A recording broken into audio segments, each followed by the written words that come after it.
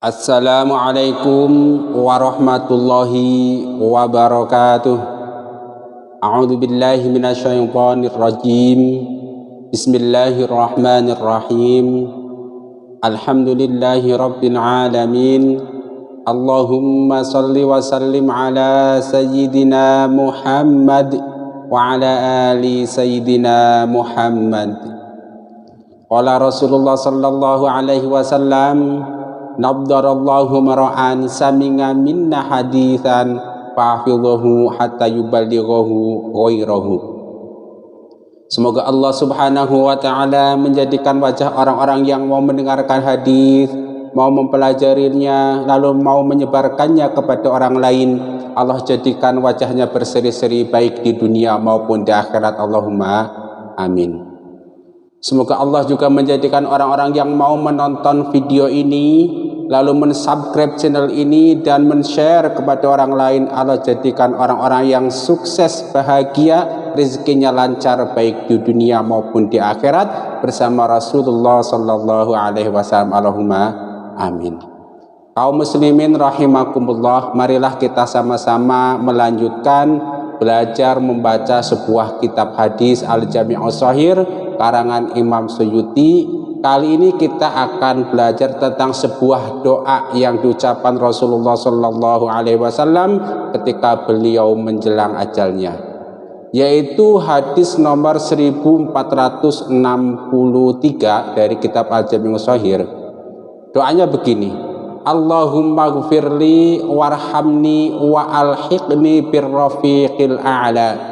Hadis muttafaqun alaih, artinya hadis ini sahih, diriwayatkan oleh Imam Bukhari dan juga oleh Imam Muslim.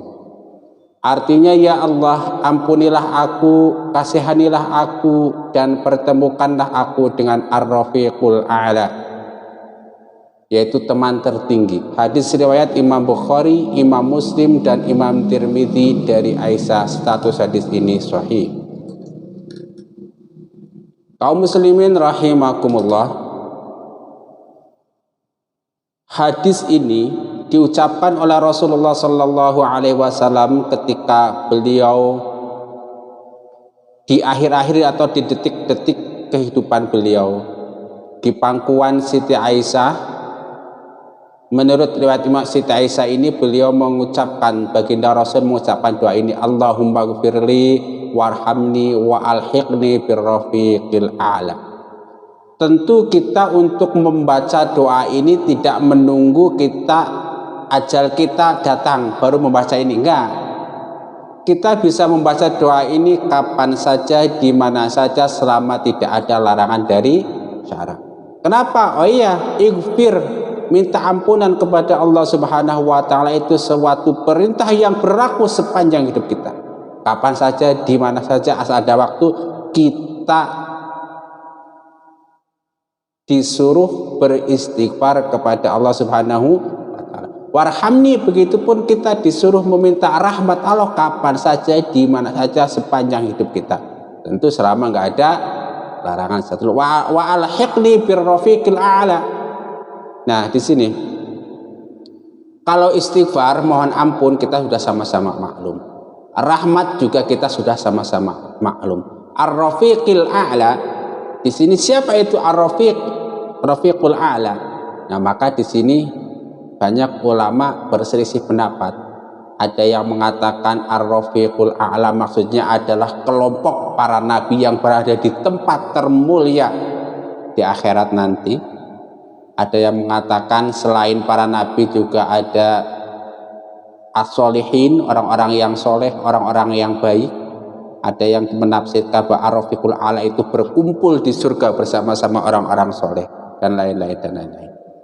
Intinya bahwa dengan doa ini Rasulullah Sallallahu Alaihi Wasallam mengajarkan kepada kita supaya kita beristighfar, minta ampun kepada Allah, supaya kita memohon rahmat kepada Allah, dan supaya kita disatukan dengan kelompok orang-orang yang paling mulia, tentu baik di dunia maupun di akhirat.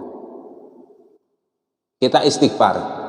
Nah, begini, Istighfar itu bisa menjadi salah satu rumus agar setiap perbuatan yang kita lakukan itu nilainya plus. Contoh misalnya Rasulullah Shallallahu Alaihi Wasallam mengajarkan kepada kita setelah selesai sholat, khususnya sholat fardu, kita disunahkan membaca istighfar. Istighfarnya yang masih murni astagfirullah, astagfirullah, astagfirullah 3 kali. Kemudian Allahumma antas salam wa minkas salam tabarakta ya dzal jalali wal ikram. Kelihatannya biasa saja, tapi coba kalau Anda gabungkan perintah istighfar ini dengan sebuah dalil yang mengatakan ittaqillaha haitsuma kunta wa'at bi'is sayyi'atal hasanata. Ikutilah setiap perbuatan buruk dengan kebaikan, tamhuha, maka kebaikan tersebut akan menutup keburukan yang pernah kita lakukan. Jadi begini, ini perbuatan salah, balasannya 1. Kemudian kita mengikutinya dengan kebaikan berupa istighfar. Berapa nilainya? Nilainya 10 bisa. Karena setiap kebaikan dikalikan 10. Nah otomatis keburukan yang kita lakukan nilainya 1, kemudian diikuti dengan istighfarnya 10, masih ada plus. Nah itu. Dengan kata lain, ketika kita melakukan amal perbuatan baik itu baik atau pas kebetulan kita tidak bisa menghindar dari keburukan, ikutilah dengan istighfar, maka insya Allah nilai dari istighfar itu akan lebih besar dari kesalahan yang kita lakukan dengan terpaksa. Begitupun ketika habis sholat. Ketika habis sholat kita mengucapkan astagfirullah, astagfirullah, astagfirullah. Mungkin level terburuk kan sholatnya secara fikih batal, oke. Kemudian secara tasawuf tidak khusyuk misalnya, ya kan, lalai sholatnya, mungkin nilainya 0 besar. Tetapi kalau setelah sholat itu membaca istighfar yang tadi itu astagfirullah, astagfirullah, maka boleh jadi nilai sholatnya bernilai 0 karena tadi itu, tetapi istighfarnya bernilai 10, kan lumayan. Nah, karena gitu, kira-kira gitu. Jadi setan itu akan kecewa. Tadinya setan sudah menggoda kita ketika sholat jangan khusyuk, sholatnya supaya lalai lupa. Ternyata setelah habis sholat kita istighfar, maka dapat kebaikan. Nah itu salah satu cara apa istilahnya meruntuhkan setan itu dengan istighfar ini. Astagfirullahaladzim, astagfirullahaladzim. Nah kemudian bagi Anda yang masih berlatih untuk beristighfar, mendawamkan, itu biasa ada hitung-hitungannya. Hitungan yang bisa kita jumpai di dalam hadis, misalnya Rasulullah beristighfar 100 kali. Kemudian ada hitungan lagi Rasulullah beristighfar 70 kali dan lain-lain. Tapi kalau sudah terlatih kita nggak perlu hitungan itu lagi. Karena apa? Sepanjang saat, sepanjang waktu sebenarnya kita istighfar, astagfirullah, astagfirullah. Tapi istighfar dengan makna minta ampun atau zikir kepada Allah. Kalau bukan istighfar yang dalam makna lain. Nah kalau pengen yang sayyidul istighfar, itu yang Allahumma anta rabbi la ilaha illa anta khalaqtani wa ana abduka wa ana ala ahdika wa wa'dika mastata'tu abu'u laka bi ni'matika alayya wa abu'u bi dzambi faghfirli fa innahu la yaghfiru dzunuba illa anta. Ada yang kelewat tolong dibenarkan nanti dalam komentar ya. Nah kira-kira begitu. 1, Allahumma gfirli, mohon ampun, gitu kan. Salah satu fungsi dari istighfar yang tadi itu rumusnya itu 1 plus 10 gitu kan. Kalau kita berbuat kebaikan nilainya berbuat salah nilainya 1, kemudian diikuti dengan istighfar 10, masih ada suruh setan itu kecewa dia. Yang tadinya kita rugi karena sudah berbuat salah, ternyata kita membaca istighfar gitu kan. Terus yang kedua, warhamni, ya Allah rahmatilah aku. Nah, sudah menjadi hal yang masyhur bahwa kita itu akan masuk surga bukan karena amal perbuatan kita, tetapi karena rahmat dari Allah Subhanahu wa Ta'ala. Bagaimana cara mendapatkan rahmat Allah? Yaitu salah satunya dengan baca doa ini, dengan baca doa warhamni, rahmati aku ya Allah, kira-kira begitu. Nah, kenapa? Karena ketika kita membaca doa semisal doa Allahumma ghfirli warhamni wa alhiqni birrafiqil a'la, status kita siapa?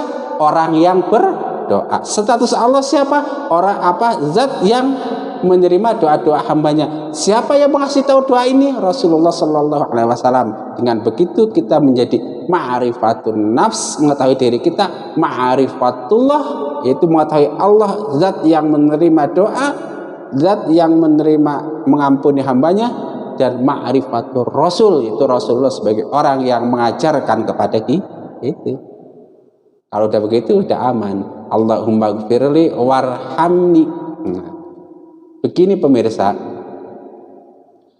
kalau Anda masuk surga karena amal Anda misalnya, coba kita cek, mungkin kita umur kita 80 tahun, 90 tahun, atau 100 tahun. Nah, nanti pun ketika di surga, kalau Anda masuk karena amal Anda, ya udah nanti di surganya 80 tahun saja. Kenapa? Karena Anda beramal cuma 80 tahun. Oke, mungkin kebaikan dikalikan 10, jadi 80 kali 10 800. Nah, kalau begitu Anda di surganya 800 tahun saja. Setelah itu keluar lagi. Karena apa? Yaitu karena amal Anda cuma 80 tahun misalnya. Oleh karena itu nggak cukup. Kalau Anda pengen kekal di surga, maka nggak ada lain, masuk surga karena rahmat Allah. Kenapa? Karena rahmat Allah itu tidak terbatas. Nah, wa alhiqni birrafiqil a'la, teman-teman yang punya derajat tinggi. Nah, tentu ini kalau mau dimaknai luas, itu ya orang-orang baik, orang-orang soleh, para nabi, para waliullah dan lain-lain. Nah, begini, kalau kita nanti di akhirat pengen berkumpul dengan orang-orang soleh di surga, dengan para nabi, para rasul, orang soleh, para waliullah, dan tidak berkumpul dengan orang-orang kafir, orang-orang munafik, orang-orang musyrik di neraka, maka salah satu caranya adalah amalan kita di dunia. Dengan siapa kita berkumpul di dunia, maka dengan mereka pula nanti kita akan berkumpul di akhir. Misalnya kalau di dunia kita kumpulnya dengan para ustadz, para ajengan, insya Allah nanti di akhirat akan berkumpul dengan para ustadz dan para ajengan. Pantasnya ngumpulnya ustadz dan ajengan itu di surga apa di neraka? Pantasnya di surga. Kalau Anda biasa ngumpul-ngumpul dengan orang di tempat pengajian, maka nanti insya Allah Anda akan kumpul-kumpul dengan orang-orang yang berada di tempat pengajian. Pantasnya di mana? Di surga. Kira-kira begitu. Pun sebaliknya, kalau Anda di dunia biasa kumpul dengan pezina, dengan pemabuk, misalnya, dengan koruptor yang nggak tobat, mabuk yang nggak tobat, maka pantasnya nanti berkumpul dengan mereka. Koruptor, pezina, pemabuk, pantasnya tempat di mana? Di neraka. Jadi jelas. Kalau Anda kepengen mendapat ampunan Allah, pengen mendapat rahmat Allah, dan pengen berkumpul dengan orang-orang soleh di surganya Allah, maka cara paling efektif yang kita dapat lakukan adalah lakukan sekarang juga. Berpikir, coba Anda pikirkan, sehari 24 jam. Selama 24 jam ini saya ketemu dengan siapa saja, berkumpul dengan siapa saja. Kalau saya bertemu dengan ahli jamaah di masjid, karena jamaah ke masjid, alhamdulillah. Kemudian kalau saya misalnya bertemu dengan para ustadz ketika mengaji menuntut ilmu, alhamdulillah. Kalau kita bertemu dengan tetangga dalam rangka silaturahmi, bertemu dengan sanak saudara dalam rangka melakukan hal-hal baik, alhamdulillah. Tapi kalau sebaliknya, hati-hati. Ada sebuah dalil yang mengatakan bahwa nanti di akhirat ada suatu waktu di mana setiap ruh itu ditemukan dengan pasangannya, setiap ruh itu dikumpulkan dengan kelompoknya. Kelompok orang jahat berkumpul dengan orang jahat, kelompok orang-orang soleh berkumpul dengan orang-orang soleh. Mulai dari sekarang nggak dikira lagi dengan siapa ente hari ini ngumpul, dengan siapa ente hari ini duduk. Seperti itu pula gambaran nanti di akhirat. Kita ya, yang bermudahan mari kita ulangi doa ini. Allahumma gfirli warhamni walhiqni birrafiqil a'la. Silahkan dijadikan wiridan, perbanyak baca istighfar, perbanyak minta rahmat pada Allah Subhanahu wa ta'ala. Mudah-mudahan kita termasuk orang-orang yang mendapatkan ampunan Allah Subhanahu wa ta'ala, mendapat rahmat Allah Subhanahu wa ta'ala, dan mendapat teman-teman terbaik waktu di dunia maupun di akhirat. Allahumma amin. Sekali lagi Allahumma amin. Ya Allah, kumpulkan saya dan orang-orang yang menonton video ini dengan orang-orang yang Engkau ampuni, dengan orang-orang yang Engkau beri rahmat, dengan orang-orang terbaik menurut Engkau, baik di dunia maupun di akhirat, di surganya Allah Subhanahu wa ta'ala. Allahumma amin. Rabbana taqabbal minna innaka antas samiul alim wa tub alaina innaka antat tawwabur rahim. Jangan lupa like video ini, subscribe channel ini, kemudian share. Supaya apa? Supaya kita sama-sama menjadi ahli hadis. Maksudnya ahli hadis itu orang-orang yang mau mendengarkan hadis, mau menonton hadis, lalu mau menyebarkannya. Nah, ini kelompok orang-orang yang didoakan oleh Rasulullah SAW supaya wajahnya berseri-seri baik di dunia maupun di akhirat.